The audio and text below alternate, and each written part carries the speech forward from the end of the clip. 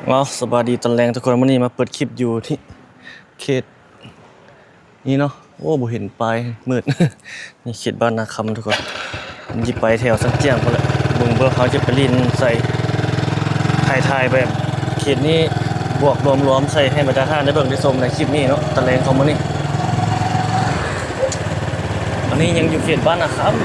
ำตอนกลางคืนแบบนี้ประมาณนี้เลยอยู่เขตนี้บ้านนาคำมีสีโคตรตะบองเขาลงมือจัด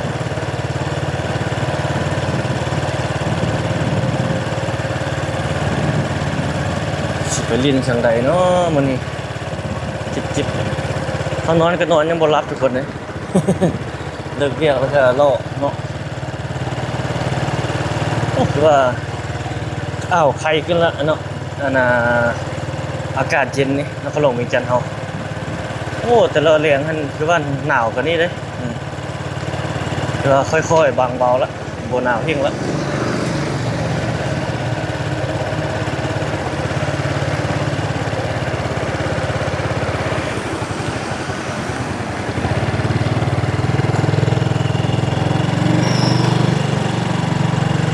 ไปทางนี้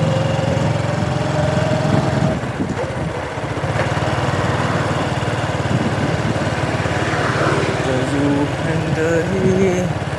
บ่ลืมไหลทิ้งทางบ้านนาจัมโบ้คันนี้คักเลยไปเงียบ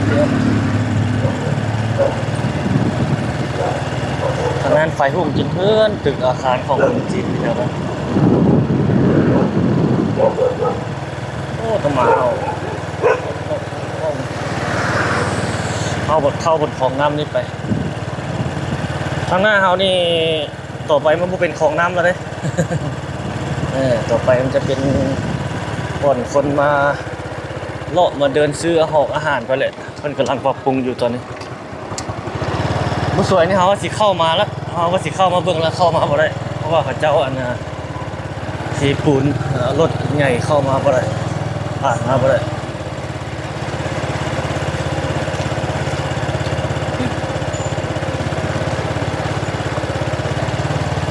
เจ้าหากระลึกเรียกเลิกงานเนี่ย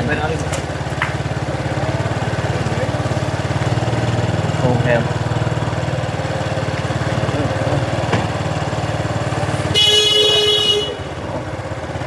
ใจร้อนใส่ตู้ยังบอัดนี่ล็อกประตูแล้วมันก็ดังเลยนี่แถวนี้แล้วประมาณนี้เลย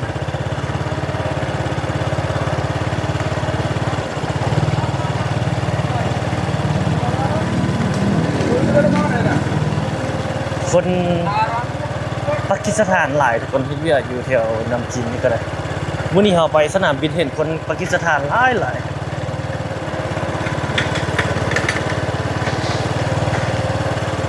เขาน่าจะเฮ็ดเวียกเกี่ยวกับคนจีนนำคนจีนไม่อย่างประมาณนี้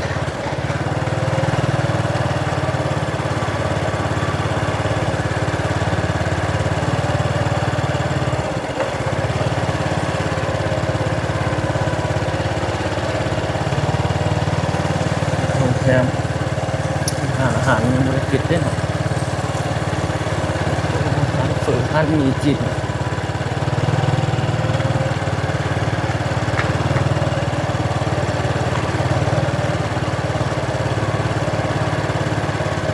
จะอยู่แห่งใด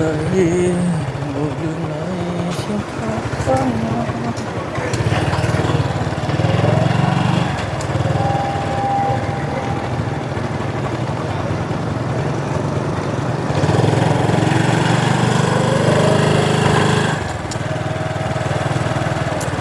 สองเจียงใช้เมื่อเธอ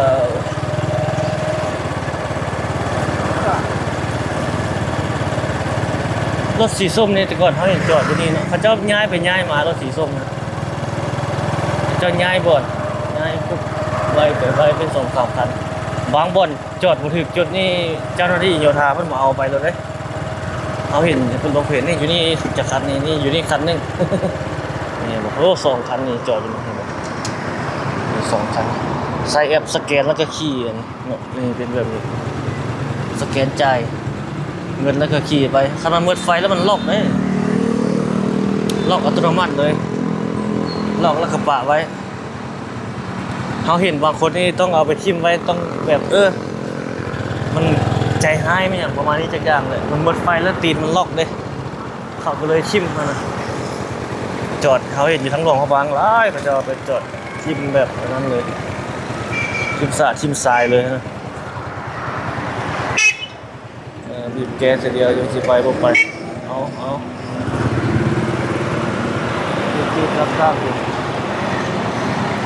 ทั้งหมดนี้เราย่างอยู่กลางทางนั่นเลยเว้ยยานรถเลยย่างอยู่กลางเลย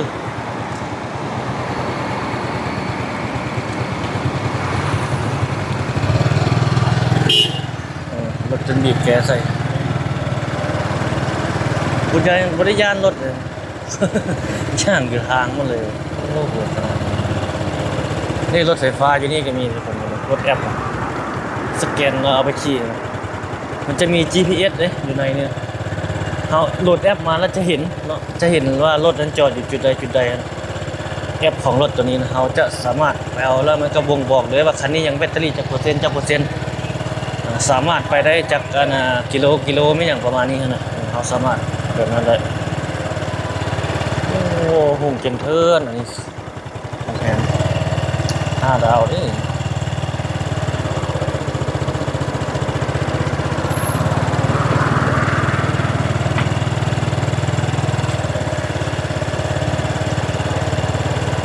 หลายโรงแรม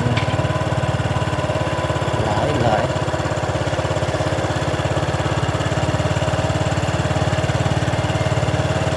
อันนี้กำลังก่อสร้างอยู่ยังไม่แล้วเลยเดี๋ยวกลับนี่แล้วครับ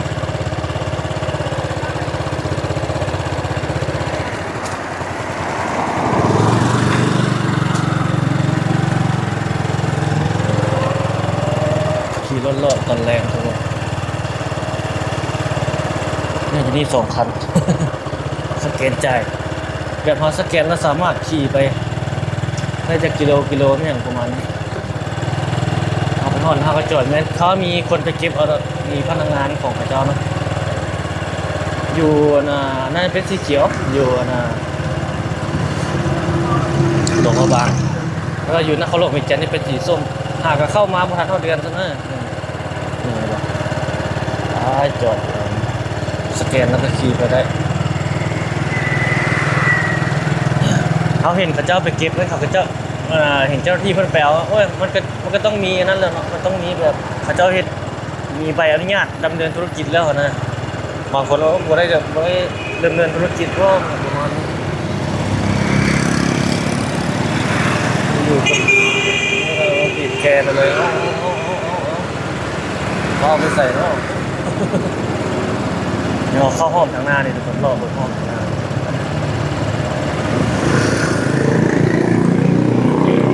ห้องนี้หนองสโนคำห้องนึงเดี๋ยวเข้าไปโอ้ไปใส่เข้าไปถ่ายคลิปมากินเบียร์ปะมาหน้าก่อนนะโอ้เข้าไปถ่ายคลิปในนี่ก็มาหน้าเสร็จหาเด้อ โอเคหมูแล้วเขาเข้าไปในนี่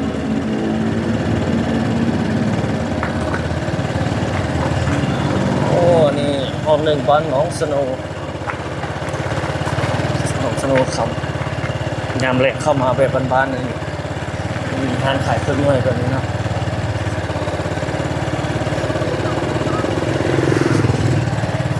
โครงการบ้านนอกสโนว์คำเลย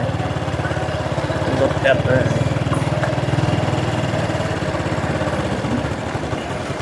ตอนนี้มีเขาเข้ามาตอนแรกแบบนี้ก็ได้บรรยากาศดีแบบนึงเนาะทางในนี่มีคนจีนเขาจะมาเศร้าอยู่นะมันนี่กันนี้อยู่ไปหมดทุกจุดทุกซอยคนจีนเขาจะไปอยู่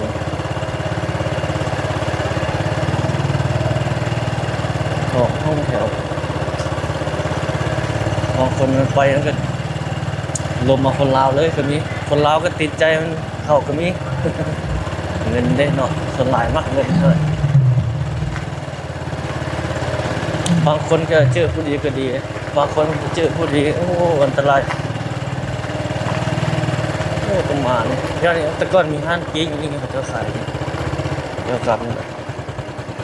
ปิดแล้วอาหารปีงอยู่นี่ครับเปียก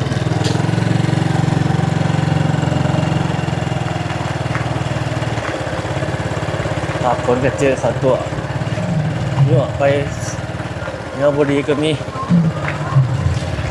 สำคัญในเรื่องการศึกษานี่แหละทุกคนเนี่ยถ้าเขาขาดการศึกษาแล้วมันโอ้โห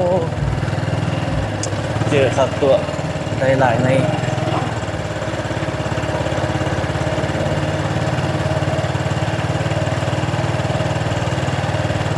บางคนกับบูฮูอย่างอิโนเอเนะมันอย่าง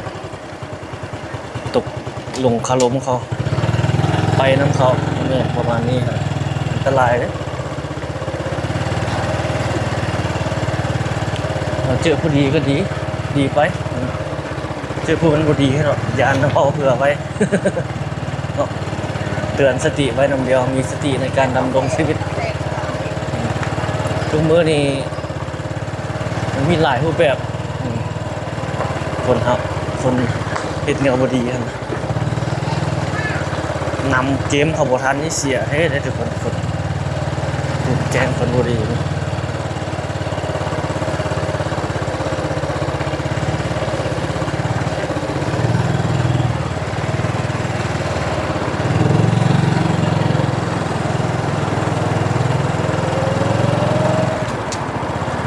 บรรยากาศ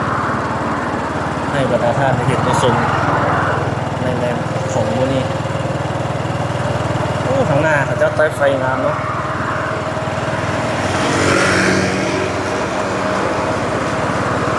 นี่คงจะเคลื่อน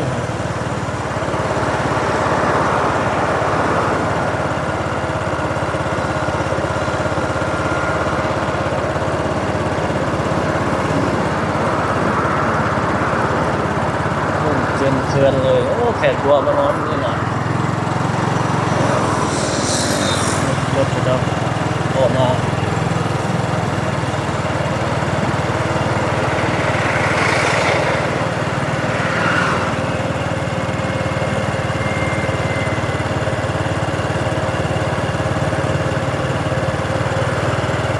อันนี้เป็นถนนอาเซียนT2เข้ามานี่มุ่งหน้าไปทางบ้านอาจารย์จะกินเรากินเบียร์จุดหน้ากัน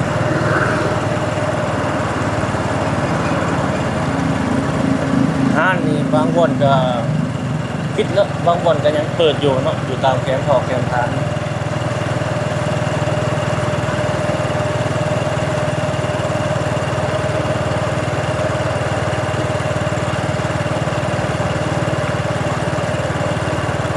โอ้เราออกมาเลยรวดออกมา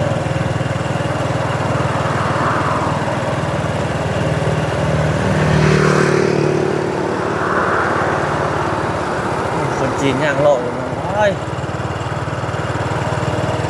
นำมือนำลายเขาไปเจได้จุดได้ก็เห็นนะเดี๋ยวบ่ได้เว้าให้เขาเจ้าดอกมีแต่ว่าเขาเว้าตามที่เขาเห็นซื่อๆเนาะเขาเข้ามาอยู่บ้านเขาเจ้าก็มาเฮ็ดธุรกิจค้าขายต่างๆนั่นแหละ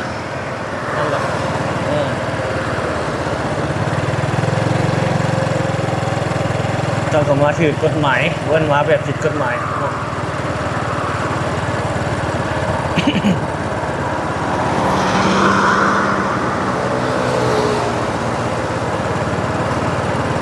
โอ้มาวันนี้รถบ่หลายเนาะเขาสิเข้าไปเขตบ้านเมืองวาทุ่งทุกคนเขาจะเลี้ยวนี่แล้วก็ไปทางผ่านด้านหน้าของสนามบินสกลวัดไตมีสีแยกแสดงว่าอากาศจุดนี้นะ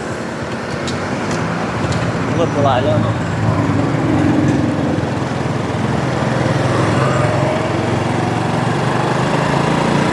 มุ่งหน้าลงไปทางสีไก่เขาเลี้ยว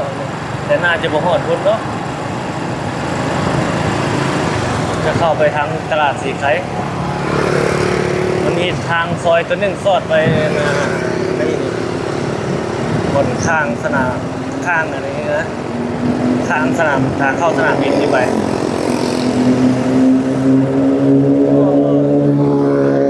เสียงรถ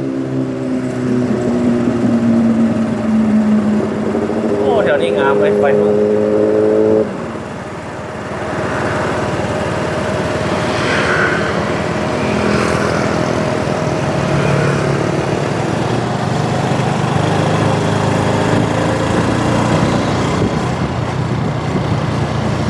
ไปซื้อโอ้เขาบริไฟเขียวน่าจะไปทันอยู่เนาะเปิดไฟก่อน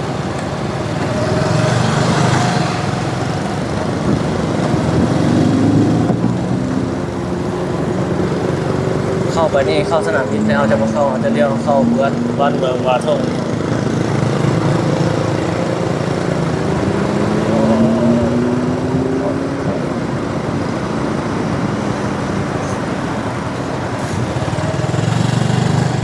วัดตะเลียวกัน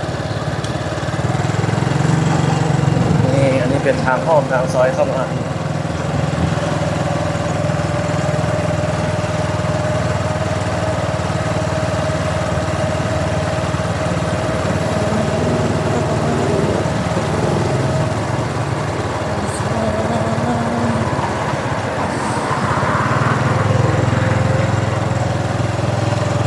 นี่เป็น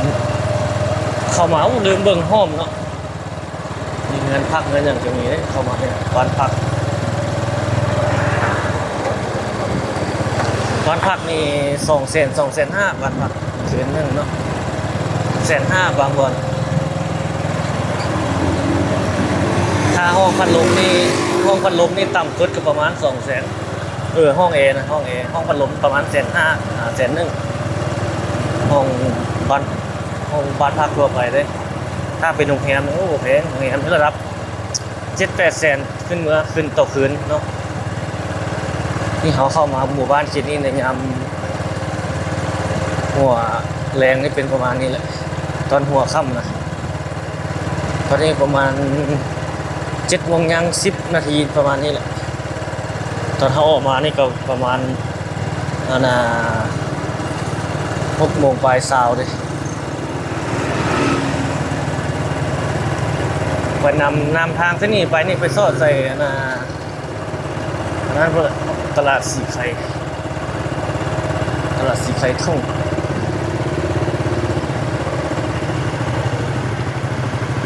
รถคันนี้อุดรธานีอพาร์ตเมนต์นี่เขาเจ้ามาพักกันอพาร์ตเมนต์เขาเจ้าอยู่ไหนที่น่าจะเป็นเจ้าของอพาร์ตเมนต์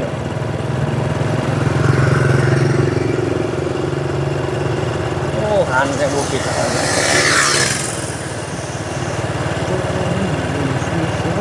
โอ้แถวนี้นี่กลางคืนกับบรรยากาศก็ค่อนข้างว่าโอเคอยู่นะแบบบ้านๆถ้าจะได้นั่นโล่บ้านกลางคืนแท้ๆมันต้องเข้าไปห้อมเนาะห้อมที่มันบดตันดอกมันย่างโล่บ้านนะประมาณนั้นแต่ก่อนนี่ได้ย่างโล่บ้านได้ลมแซ่ลมสาวเนาะรุ่นพ่อเท่าเขายามนี้นี่ทันสมัยแล้วยามนี้โทรศัพท์รถเฟซเลยยามนี้เลื่อนไปเห็นเดียวทักไปสนใจกับบางคนก็อยู่ต่างประเทศก็ยังเวียนได้มาพบพ่อเดียวแต่งงานเอาเดียวก็มีหลายเนาะยามนี้เบิ่งอยู่นำเฟซนำติ๊กต็อกนี่ยังสามารถเซ็ตต้องหลอกออนไลน์ไปโอ้สบายยามนี้พอถือต้องปองโอ้มันยังมีงานเลยถือคอแล้วก็นัดเดียวไปกินข้าวกินน้ำก็ว่ากันไปบางคนก็ได้ยาวย้อนนี่แหละงานนี้มันทันสมัยแล้วยามคันบุรีนโทรศัพท์แล้วคือบูอยู่เลยคนยามนี้นะใครก็จับแต่โทรศัพท์นะครับบูมีโทรศัพท์นี่คือบูอยู่มีปิงคนเต็มเลยเปิดใหม่ป่ะโอ้มูนาได้มาลองมึงคนคือลายวะบูมันปิงกันเนี่ย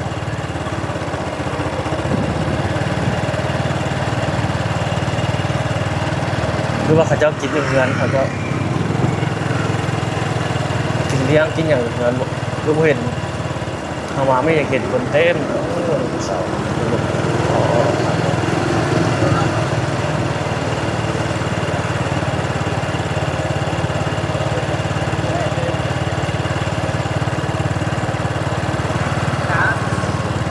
เขตตลาดสีไข่ท่งละเขตนี้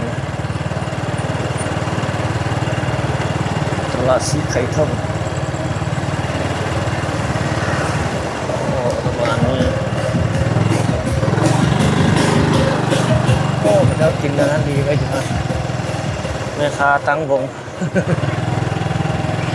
มาแต่ละเทื่อเห็นตังค์นี่รถสีส้มกับเจ้าขี่บอกสแกนขี่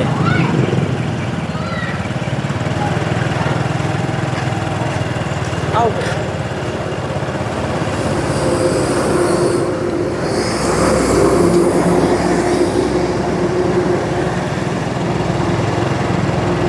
นี่เขาเจ้าขายหมกไม้เมื่อรับวันศิลป์โอ้ขายหมกไม้หมกเพลงเลยนี่เขาเข้าสู่เส้นทางเลขที่13เดือนแล้วทุกคนเอาคลิปนี้ประมาณนี้ก่อนทุกคนเนาะ ทักทายทุกท่านในยามแรงวันนี้ก็จะประมาณนี้แหละเอาไว้พบกันใหม่ในคลิปวิดีโอถัดไปเนาะหรือว่าบางเทื่อถ้าเอามี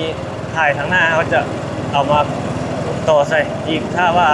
โมได้ถ่ายแล้วก็สิขอจบคลิปไปเพียงเท่านี้เนาะรอรับชมในคลิปวิดีโอถัดไป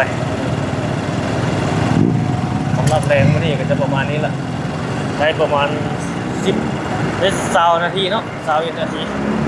เอาขอบใจทุกท่านพบกันใหม่ทุกคนสบายดี